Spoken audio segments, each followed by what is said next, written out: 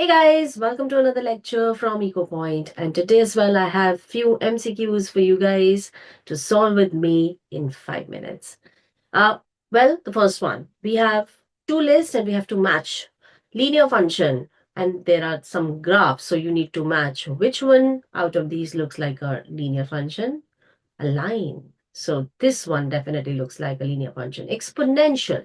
The exponential is always positive. So what will you look in the graph? That it should be always positive. Now, first, second, third, all are positive, but exponential is strictly increasing. So which one is exponential graph? Exponential function will look like this. Quadratic function. Now, quadratic function could be upward sloping or downward sloping. Quadratic function will have either a min or a max because the curvature will be like that, right?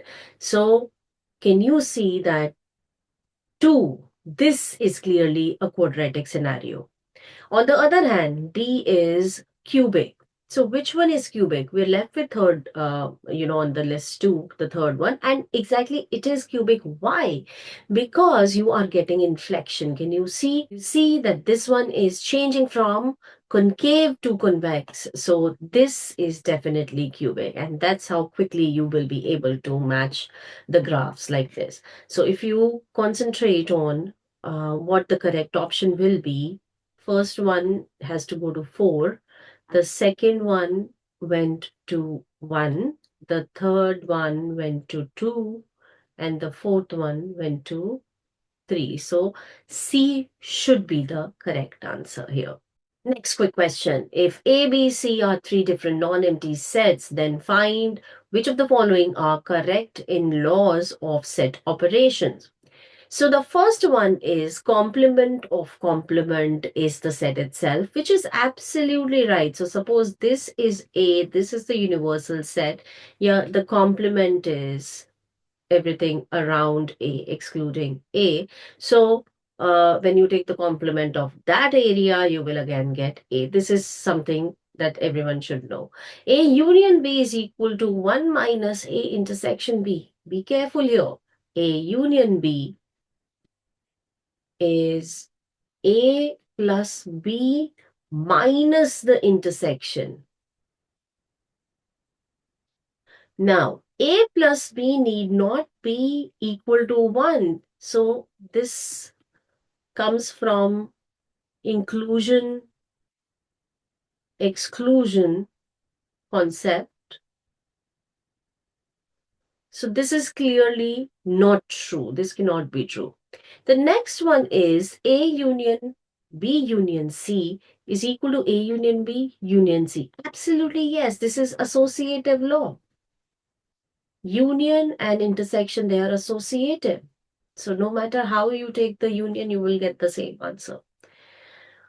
Now, next one looks like distribution. A union B intersection C is equal to A intersection B union A intersection C. Doesn't look correct to me. Why? Because see, A union B intersection C will actually be equal to A union B intersection A union C. Instead of A intersection B union A intersection C, that would be the other way around.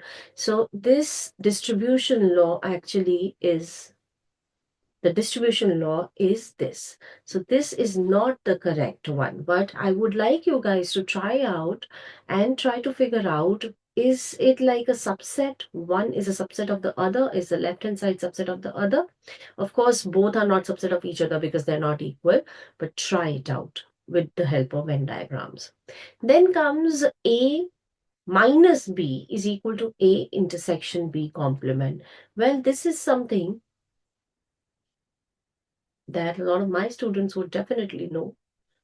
And if you draw A, B, and A minus B is basically the set of only A or the set of all x's in A which are not in B. So this is what A minus B is. Okay. You can also actually look at this as an intersection of A with B complement. because this is the area which is not an intersection with B, but everything which is not in B. So yes, this is definitely correct. So which means that A, C, and E are correct. A, C, and E are correct, and that is coming in option B. So option B is the correct option. Next is a question from hypothesis testing. Which of the following are correct conclusions without error in case of testing of hypothesis? Reject null hypothesis when it is true. Is that an error? You reject the null hypothesis when it is actually true. Yes, that's an error. This is an error. Let's quickly have a recap of the decision table. So, your null hypothesis, the hypothesis that you start with, you might accept the null hypothesis, you may have to reject the null hypothesis when you're not able to accept it. And the two conditions for the null hypothesis could be that it's true or false.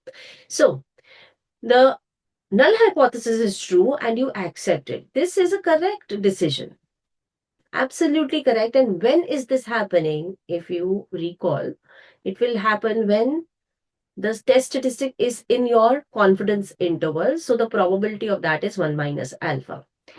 You are not able to accept, you reject the null hypothesis when it is actually true. This is not correct. How can you say that this is correct? This is an error. This is called the type 1 error.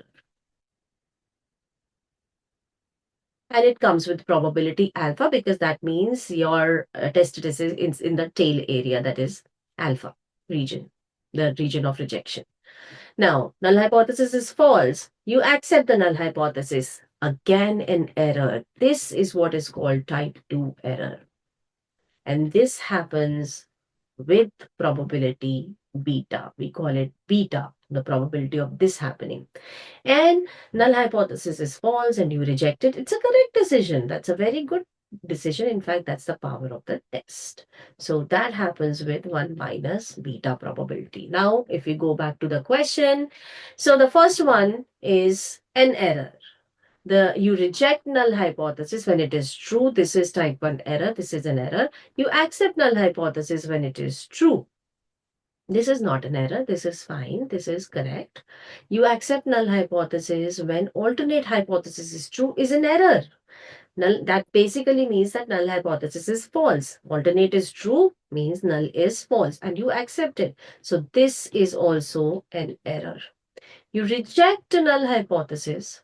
You reject null hypothesis when alternate is true. Think about it. You are rejecting null hypothesis when alternate is true. That's correct because the alternate is true means your null hypothesis is false and you're rejecting. So that is something, this is not an error. Accept null hypothesis when alternate is false. When you're accepting null hypothesis, when alternate is false means the null hypothesis is true. So you're doing the right thing, accepting null hypothesis when null hypothesis is actually true. So this is also not an error. So what is not an error? Again, read the question. Which of the following are correct conclusions without error? So there are two errors. A and C are errors. So that means B, D, E comes without error and that should be the correct option. Okay, so option B is correct. Next quick question from Poisson distribution. Which of the following are correct in case of Poisson distribution? N, the number of trials is indefinitely large, as n, that is n tends to infinity. Well, that is absolutely correct. It is a case of binomial when n is too large and p is too small. Or in other words, Poisson distribution is used when you have rare events. P, the constant probability of success, is indefinitely large. No. N is too large, p is too small. NP, the mean, is finite. Yes, the mean has to be finite. It will be a very reasonable number. For mu3 and mu4, basically these are moments around about the mean. So third, D is not correct. This is not a relation. But yes, mu4 is equal to m plus 3m square is correct. It's the correct statement. In fact, I would like you guys to write down actually mu2, which is your variance, turns out to be lambda. Mu3 turns out to be lambda again. Mu4 turns out to be 3 lambda square plus lambda. And in fact, mu5 will turn out to be 10 lambda square plus lambda. And stop till here. So yes, so in terms of the correct option, A is right, C is right, and E is right. So A, C, E, which I can see in option B. So option B is correct. Next is a probability question. A player tosses two fair coins. He wins 5 rupees if two heads occur. He wins 2 rupees if one head occurs, and rupees 1 if no head occurs. Find his expected gain. So there are two fair coins. What combinations are possible? Head, head, head, tail, tail, head, tail, tail. These are the only possibilities. Each of this is coming with the probability 1 by 4, 1 by 4, 1 by 4. Right? Now, uh, here he wins 5 if two heads occur. So think about a random variable here. Head. Number of heads could be our random variable. The number of heads is 2 here, 1 here, and 0 here. We need to find the expected gain. So we have to find the expected gain. So let's talk about the gain here. So in case two heads occur, he is gaining 5. So for us, it's the gain that we have to look at. He's gaining 5. In case one head occurs, he's gaining 2. So here he will gain 2, here he will gain 2.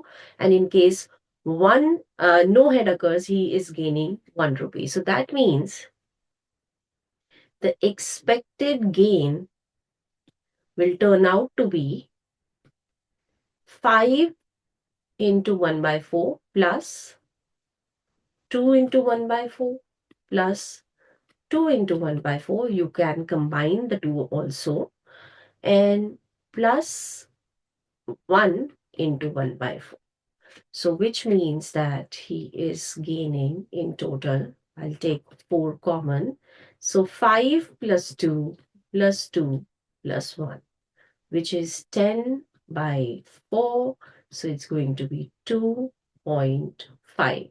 So D is the correct answer. Thank you very much for watching. I hope these questions will give you an insight to CUET paper. Thank you very much.